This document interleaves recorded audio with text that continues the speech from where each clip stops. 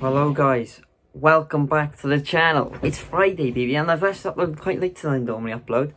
But honestly, the daily uploads, I don't know how long they'll go for. I am stretching a bit of ideas. There's only so much I can do with wrestling and FIFA. I gotta be honest, I'll probably do a video on how I hate FIFA. Because I know it's better than FIFA 20, but I can't enjoy it.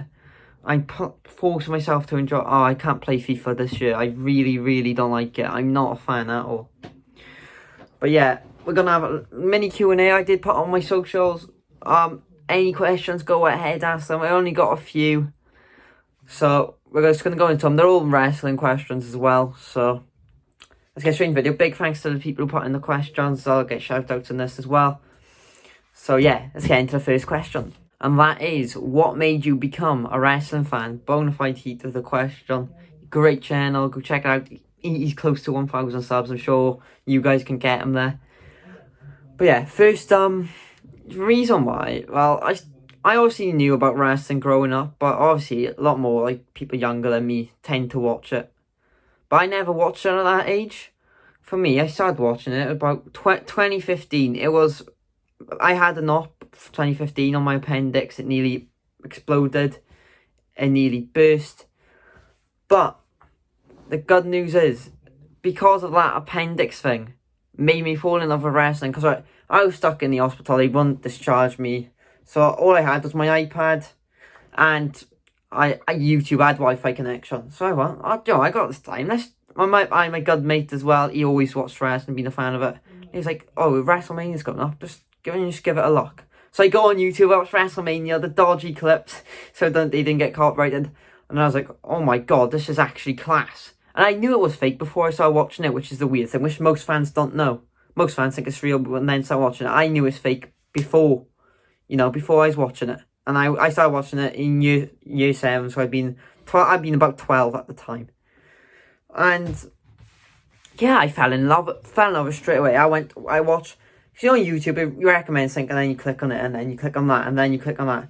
I was like, holy, this is quality. I remember exactly what I watched. The first match I watched was the ladder match from WrestleMania. It's like, that's good. Then it came up with Dean Ambrose matches and the Shield. So I watched the whole Shield thing. And then after that, I was amazed. And obviously, after hospital, they had, I couldn't go straight back in. They said, you won't be able to go to school or whatever for a week. I think it was a week or 2 weeks. And my mum, big process, she buys me 2K15, W2K15, first wrestling game I have. It is incredible. I really enjoyed the game. I played the My Player, and from that, I learned about all the wrestlers from 2K15. And then, this is when I become prop. So I started watching Raw a little bit. I watched on YouTube. I didn't watch any of the pay-per-views because at the time I didn't have a clue. I didn't have to watch them or anything, didn't network or anything. And then October 2015, Hell in a Cell 2015, the first ever pay-per-view I watched. I bought it on Sky because I didn't have the network. It's like 20 quid on Sky. Undertaker vs Brock Lesnar, Hell in a Cell. You had Seth Rollins, champ. It was amazing. I watched that, and then for Christmas that year, I got the network. And 2K16 came out as well around that time, which I'd gone back and played, and it's my favourite wrestling game of all time. Yeah, a 2K game is. But I learned about the Attitude Era then through the showcase mode. And since then, it's all been, I couldn't get enough of wrestling. My mate helps out, because I didn't the only really one that watched it in my school. My mate was like, oh, who cares, just say you watch it, no big deal. And yeah, that's how I became a wrestling fan, because I was in hospital and had nothing to do. So I started watching wrestling, and it got me hooked. And hopefully, the goal is one day to be in that wrestling ring. I'm skinny, scrawny and all. But hopefully, I just need to get on my feet first. Once I'm on my feet, I can go to the gym, because I just need to be on my feet, get car first, stuff like that. Like, go gym, go to training.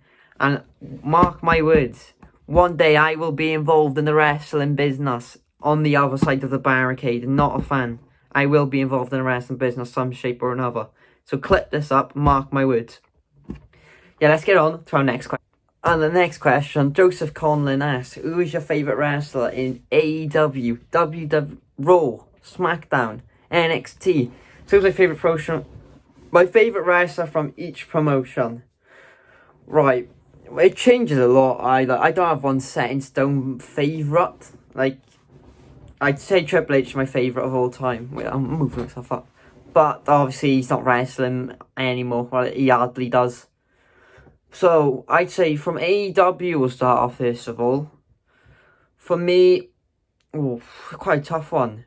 If we say a tag team, Lucha Bros, if I had to pick one of them, Rey Fenix, my favourite in AEW. He's quality. The things he can do in the ring is so impressive. And I just like the way he is as well. He's just quite a cool character, in my opinion. Really like Rey Fenix. And NXT, Adam Cole. No doubt. Adam Cole, I think he's the best in all of WWE right now. I think he's the best wrestler in all of WWE. And Undisputed Era are great. They're in a good feud with McAfee's and company, I think they're calling them. Yeah, he's just charismatic, good in-ring skills. I'd aspire to wrestle like him, hopefully one day. And next is, SmackDown now. SmackDown gotta be Roman Reigns, surely. He's killing it right now. Roman Reigns is absolutely killing it. Roman Reigns is killing it. I do really like Seth Rollins as well. This Messiah gimmick is so much fun to watch. Yeah, but I'd have to go Reigns. This Tribal Chief things, it is absolutely amazing. It's great TV.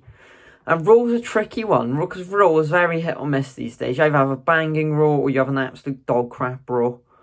And people on Raw, I'm going to say Sheamus. Because since he's been drafted to Raw, he has been the MVP in my opinion. Those backstage segments with Drew McIntyre are amazing. And I'll give a special shout out to The Miz as well. I love The Miz. Those backstage segments with Drew are amazing. His in-ring work's been class. He had a banging match with Riddle. This mini feud he's got with Braun Strowman going into Survivor Series. His character work as a whole. I've really enjoyed Sheamus lately. So on Raw, I'm going to go with Sheamus. The GOAT. SCW doing YouTube for years. And OG, he comes with a question saying, who do you think's been booked worse since the draft based off losses or stories or whatever? Who's come off worse since the draft? And it's a bit of a tricky one because the draft has not long been done. It's only been a couple of weeks or maybe just a month now, just about around a month since the draft happened. But I would say Tucker suffered the most from this draft. They turned him in Hell in a Cell, and now he's a jobber. He's an absolute jobber. And I'll give you two. I think this guy's been bucked badly as well. Ricochet. Ricochet's been the biggest waste of talent WWE has had in a long time. He's so good, but look at him at NXT. He was incredible. But obviously, he stayed on Raw, which felt weird to me. I thought he's done enough on Raw. Put him on SmackDown, SmackDown could treat him good. But unfortunately, he's stuck on Raw and he's getting jobbed out to Retribution. He's got nothing storyline-wise going for him. Yeah, he's been bucked awfully since that Brock Lesnar match. That Brock Lesnar match, that could have been his shining moment. Even though we all knew he was going to lose, but if he lost, fighting valiantly and flipping out of the suplexes and then hitting him with a quick enziguri and then going to the top rope, hitting him with I don't know, whatever he does, the flips. And he nearly beat Brock Lesnar, then you'd have gained a lot of respect. But for me, he's been bucked poorly all year, and that hasn't changed since the draft either. So I'm going to go with my main answer, Ricochet. Wrestle Critics asks, how would you solve the tag team division? Would you merge the divisions? To me, that is the solution for a problem. It's quite an easy solution though. So let's go. Say now we keep the two separate divisions, right? First of all, we need new teams because on SmackDown you've got two teams. You've got Cesaro Nakamura and Street Profits, and on Raw you've got two teams, New Day and the Hurt Business. There's two teams in each division pretty much. All the other teams, I couldn't give a rat's ass about it, gotta be honest. I really couldn't care less about the War Raiders, or whatever they called, Viking Raiders. Garza and Andrade. Andrade's good singles, not tag division. I'm not too keen on Garza. Garza's good, but I'm not sure on him. I really am not sure on him. So it's just, they need a lot of new teams. For me, Ricochet and Aleister Black, put them together back as a team. You're always thinking they're wasting, but what are they doing on the main roster now? Ricochet's getting dropped out to Retribution, And Aleister Black's he's not even on TV. So I put them back as a tag team. They were really fun and entertaining. When they had that run where they challenged for all tag team belts, it was good fun. So I put them as a team. You know, and you need eyes on the product. I'd merge the divisions and build it around Rey Mysterio and Dom.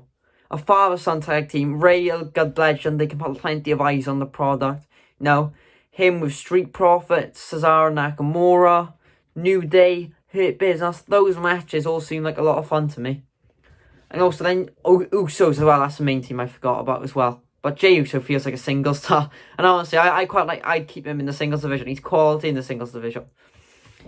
But yeah, build a division around Rey and Dom. A good father and son on-screen pairing. No one seems to dislike them. So what I've seen. I really like them together when they're on TV. Can even have Murphy help them as well. I don't know what the deal is with the Mysterios now. But yeah, I just merge the divisions, build it around a strong name like Rey and Dom, and add more teams in it. Like, get people who are doing nothing. Make a storyline so there's a reason they're teaming together. Don't just chuck them in a team. Make sure there's a reason why they are all in a team together. Like, you know, so now one gets attacked and the other guy by Cesaro Nakamura, and yet say now Ricochet gets attacked by Cesaro Nakamura and Black's there to stop the attack. You know, stuff like that. Make sense why they're a team. You know, and Miz and Morrison as well. Build your division around them lot. Miz, Morrison, Rey and Dom, Usos.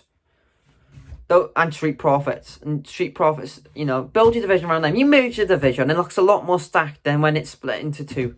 Because then you have about 5 teams, and each team are like their championship caliber, and like is a big pay-per-view match within New Day vs Street Profits, which we are getting. You know, Hurt Business vs Street Profits, Hurt Business vs Rey and Dom, New Day vs Rey and Dom, Usos vs Rey and Dom, Usos vs New Day. We've seen it a million times before, but I'll happily watch it again. Usos vs Hurt Business, Usos vs Ricochet and Black. You know, there's a lot they could do, and I'd call up some teams from NXT if there is any, just to get some fresh blood in the division. And like, that's also the division. A very chatty video today. I hope you like it. Have a great Friday night, and I'll see you all in the next one.